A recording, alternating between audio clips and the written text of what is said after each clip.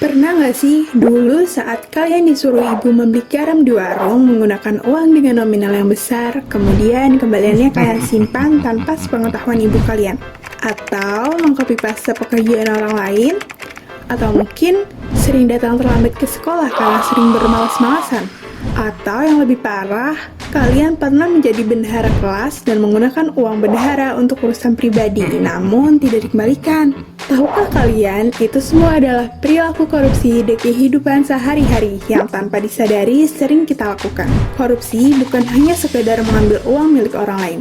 Sering terlambat juga merupakan korupsi waktu. Menerobos antrian merupakan korupsi tempat.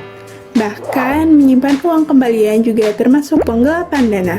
Korupsi yang dilakukan saat itu mungkin hanya merugikan satu atau dua pihak dengan kerugian yang relatif masih sedikit.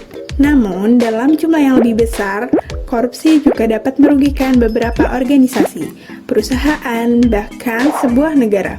Apakah kalian pernah mendengar istilah sedikit demi sedikit menjadi bukit? Anggap saja ketika kalian terus-menerus melakukan hal yang sama setiap saat, maka hal itu dapat menjadi sebuah kebiasaan.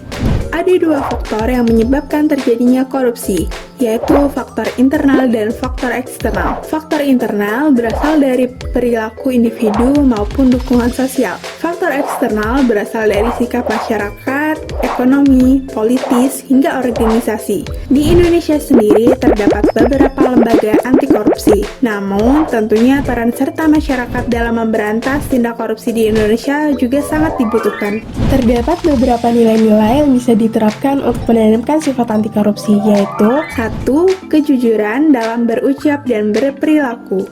2. Kesederhanaan, merasa cukup dengan apa yang dimiliki.